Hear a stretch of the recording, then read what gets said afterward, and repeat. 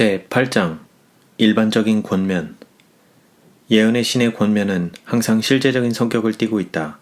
그리스도인 생애와 신앙적인 체험의 거의 전반적인 면에 관련된 권면과 교훈을 엘렌 G. 화이트의 저서 가운데서 찾아볼 수 있다. 비록 대부분의 교훈의 내용들이 교회 정원과 다른 엘렌 G. 화이트 저서들 가운데 실려 있기는 하나, 과거에 출판되었으면서도 현재는 절판된 자료들과 아직 출판되지 않은 원고들 가운데 특수한 분야에 관련된 권면의 말씀들이 포함되어 있으며, 현재 그 두각을 나타내고 있는 새롭고 힘든 문제들을 다루는 데 있어서 이러한 권면의 말씀들은 더욱 큰 중요성을 지니게 된다. 이러한 재료들은 현재 제7일 안식일 예수재림 교인들의 손에 쥘 수 있는 풍부한 교훈에 대하여 큰 도움을 추가해주는 재료들이 될 것이다.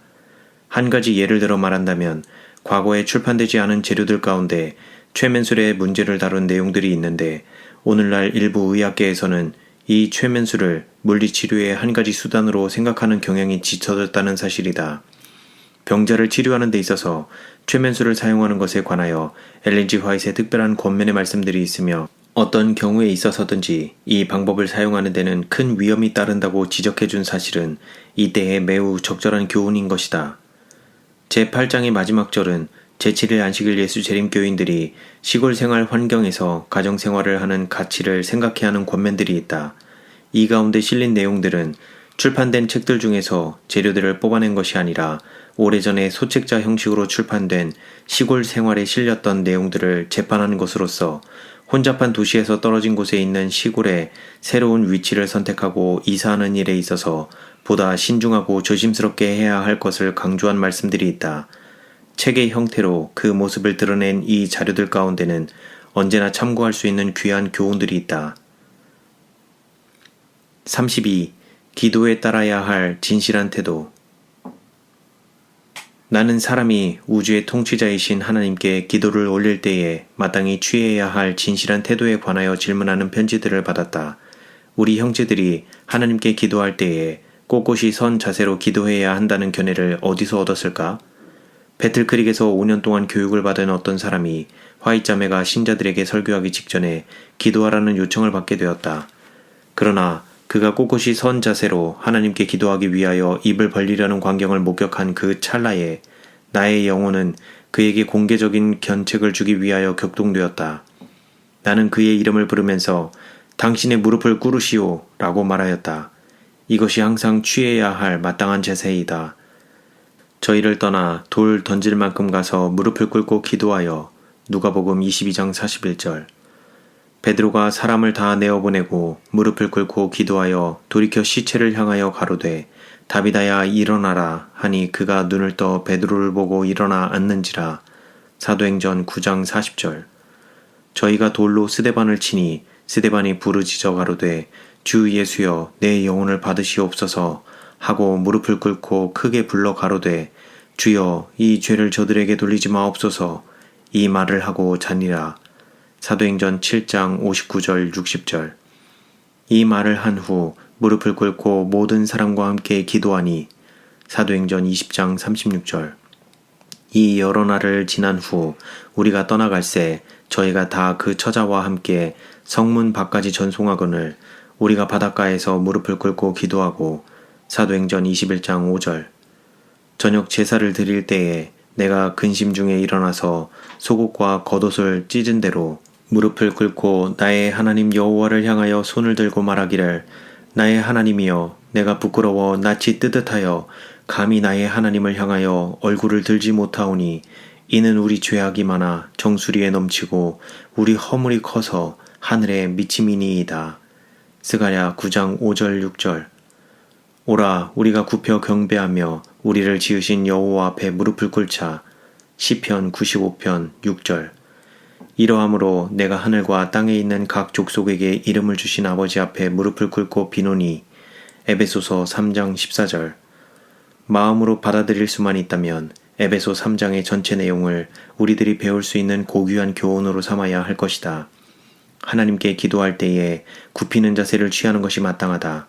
이러한 예배의 행위가 바벨론에 있는 3명의 히브리 포로들에게 요구되었던 것이다.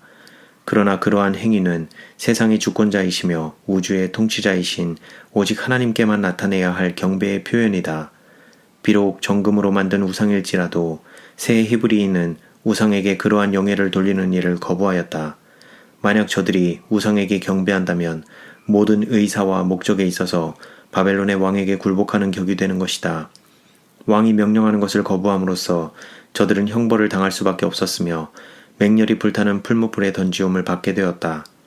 그러나 그리스도께서는 친히 저들에게 나타나셨고 불 가운데서 저들과 함께 행하셨으므로 저들은 아무런 해도 받지 않았다. 공중 예배에서나 개인적인 예배 시간에 우리들이 하나님께 간구를 올릴 때 하나님 앞에서 몸을 굽히고 무릎을 꿇어야 한다. 이러한 행위는 하나님께 대한 우리들의 의존심을 나타내 보이는 것이다. 성전의 봉헌식 때에 솔로몬 왕은 단 앞에 섰다. 성전 뜰 안에 노수로 만든 대 혹은 연단이 있었는데 솔로몬은 그 단 위에 서서 하늘을 향하여 손을 펴고 이스라엘의 허다한 회중들을 축복하였으며 이스라엘의 모든 회중들도 마주 서 있었다. 솔로몬이 기왕에 노수로 대를 만들었으니 장이 5규빗이요 광이 5규빗이요 고가 3규빗이라 뜰 가운데 두었더니 저가 그 위에 서서 이스라엘의 회중 앞에서 무릎을 꿇고 하늘을 향하여 손을 펴고 역대하 6장 13절. 그때 솔로몬이 올린 장시간에 걸친 기도는 그 행사에 적절한 것이었다. 그 기도는 하나님의 감동을 입어 올린 기도였으며 가장 깊은 겸비의 정신을 혼합한 가장 경건한 내용의 뜻을 발표하는 것이었다. 단정치 못한 태도가 증가. 나는 증거가 되는 성경절들을 제시하면서 H 형제가 어디서 교육을 받았습니까? 라고 물어보았습니다. 그는 배틀크릭에서 교육을 받은 자였다. 하나님께서 경건한 예배의 문제에 대하여 당신의 백성들에게 주신 바 모든 빛을 가지고서도 어떻게 이럴 수 있을까? 목사들과 우리 학교의 교장들과 교사들이 교훈과 모본으로서 가르칠 때에 바리새인들처럼 예배드릴 때에 꼿꼿이 서서 기도하라고 가르칠 수 있단 말인가? 이러한 태도를 볼 때에 우리들 자신이 강한 자부심과 자기 존대의 사상을 은연중에 나타내는 것이라고 간주할 수 있지 않을까? 이러한 특성들이 점점 두드러지게 나타나고 있는 것이 아닌가? 또 자기를 의롭다고 믿고 다른 사람을 멸시하는 자들에게 이 비유로 말씀하시되 두 사람이 기도하러 성전에 올라가니 하나는 바리새인이요 하나는 세리라. 바리새인은 서서 따로 기도하여 가로되 하나님이여 나는 다른 사람들 곧 토색 불의 간음을 하는 자들과 같지 아니하고 이 세리와도 같지 아니함을 감사하나이다. 나는 일해에 2번씩 금식하고 또 소득의 11조를 드리나이다. 누가복음 18장 9절에서 12절. 그대들은 바로 이 점에 유의하여야 한다. 스스로 의롭다고 자칭한 바리새인은 하나님 앞에서 겸비와 경건의 자세를 취하지 못한 것이었다. 그는 다만 거만한 자세로 서서 자기의 선행에 대하여 주님께 말하였을 따름이라. 바리새인은 서서 따로 기도하여 가로되 누가복음 18장 11절 라는 말씀으로 보아 그의 기도는 아무도 들어주는 이가 없이 자기 혼자서 중얼거리는 것이 되고 말았다. 세리는 멀리 서서 감히 눈을 들어 하늘을 우러러보지도 못하고 다만 가슴을 치며 가로되 하나님이여 불쌍히 여기옵소서 나는 죄인이로소이다 하였느니라. 내가 너희에게 이르노니 이 사람이 저보다 의롭다 하심을 받고 집에 내려갔느니라. 무릇 자기를 높이는 자는 낮아지고 자기를 낮추는 자는 높아지리라 하시니라. 누가복음 18장 13절 14절. 우리들이 오직 참되시고 살아계신 하나님께 나아갈 때에 우리 형제들은 이방인들이 우상신들에게 나타내는 것보다도 못한 경건과 경외심을 나타내지 않기를 바랄 뿐이다. 만약 우리들이 저들보다 못하다면 마지막 심판날에 이러한 백성들이 우리들의 재판관이 될 것이다. 나는 이 문제에 대하여 우리 학교들의 교사의 위치를 차지하고 있는 모든 사람들에게 말해주고 싶다. 남녀들이여 불손하고 잘난 체하는 태도로 하나님을 욕되게 하지 말라. 그대 자신의 능력을 믿지 말라. 자신의 능력을 의뢰할 것이 아니라 기회가 있을 때마다 하나님 앞에서 무릎을 꿇고 굽혀서 경배할 것이다.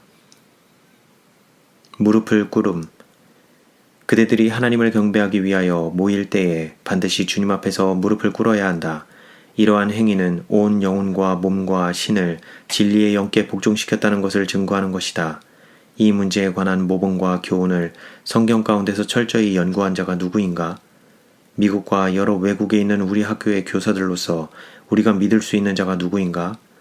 학생들이 여러 해 동안 학창 생활을 한 이후에 하나님께 바쳐야 할 존경과 영예와 경외심에 대하여 그릇된 개념을 가지고 저희 고국으로 돌아가도록 해서 될 것인가? 백발의 어른들, 경험이 많은 선배들, 거의 평생을 통하여 하나님의 사업에 종사하여 온 하나님의 택하신 종들을 존경할 의무를 느끼지 못하는 자들을 우리 학교에서 배출할 수 있을까? 나는 미국과 여러 다른 곳에 있는 모든 학생들에게 불손한 사상을 본받지 않도록 권고하는 바이다.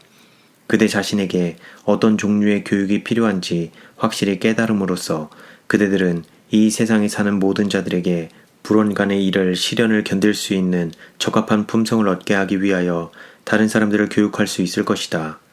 가장 확고한 그리스도인 사상을 가진 자들과 사귀라.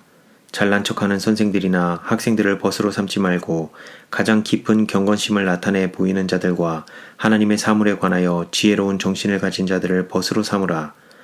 우리들은 매우 위태로운 시기에 살고 있다. 제7일 안식일 예수 재림 교인들은 자칭 하나님의 계명을 지키는 백성이라고 선언하고 있으나 저들은 점차로 헌신적인 정신을 상실하고 있다. 하나님을 향한 경건한 예배의 정신은 사람들에게 저희 창조주를 접근하는 방법, 곧 저희 자신을 믿지 않고 중보자를 믿는 믿음을 통하여 거룩함과 두려움으로 하나님께 나아가는 방법을 가르친다. 이렇게 할 때 인간은 자신이 어떤 환경에 놓이든지 마음이 변치 않는 충실한 자가 되는 것이다. 인간은 은혜의 신하처럼 자비의 발판 앞에 엎드려 탄원하는 자처럼 무릎을 꿇어 나아가야 한다. 그리고 그는 하나님의 손에 있는 자비의 은사를 매일 받게 될 때에 그는 마음 가운데 고마움을 항상 느껴야 하며 공로 없이 얻은 은총을 인해서 감사와 찬송의 말로써 고마운 뜻을 표현해야 할 것이다. 천사들은 그의 일생을 통해서 그가 가는 모든 길에서 보호해 주셨으며 그가 볼 수 없었던 많은 올무들 가운데서 그를 건져냈다. 결코 졸거나 잠자는 일이 없는 눈을 가지고 보호하시며 살피시는 하나님을 위하여 그는 모든 기도 가운데서 자신을 위한 하나님의 봉사를 인정해야 한다. 모든 영혼들은 무력한 상태에서 매일 느끼는 필요성에 의해서 하나님을 의지해야 한다. 저들은 겸손하며 경계하고 항상 기도하는 깊은 신앙심을 지켜야 한다.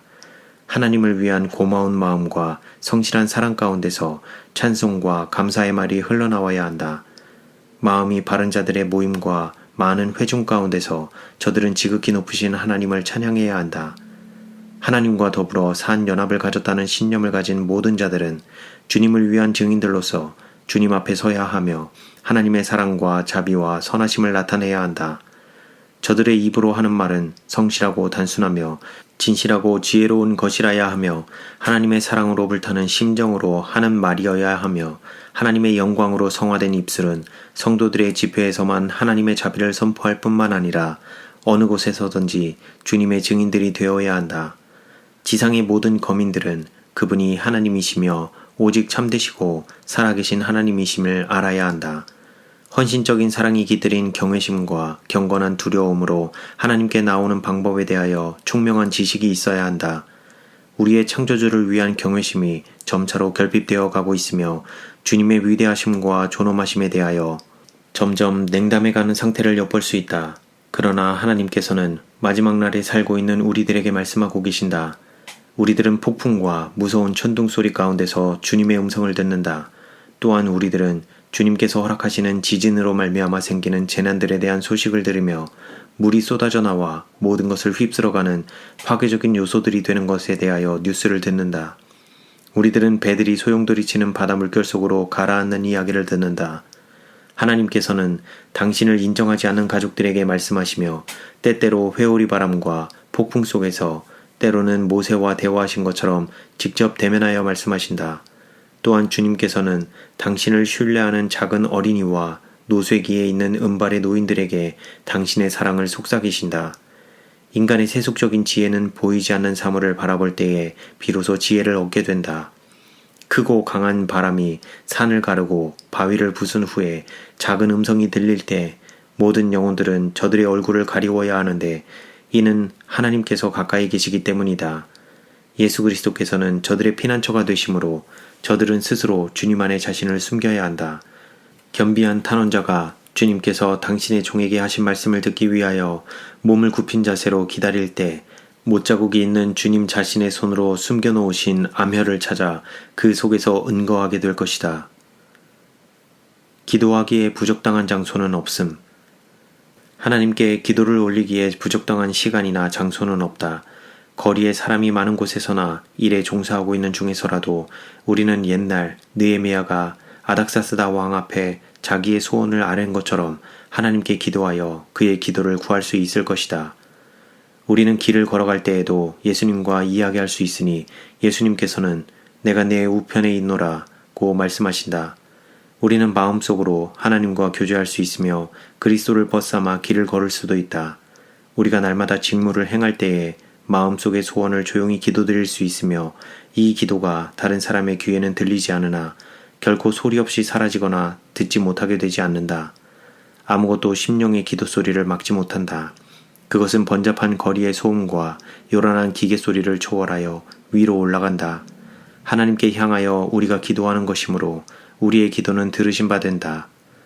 기도하기 위하여 항상 무릎을 꿇고 몸을 굽힐 필요는 없다. 그대가 혼자 있을 때나 길을 걸을 때나 그대의 일상 업무로 말미암아 분주할 때에라도 구세주와 더불어 대화하는 습관을 기르도록 하라.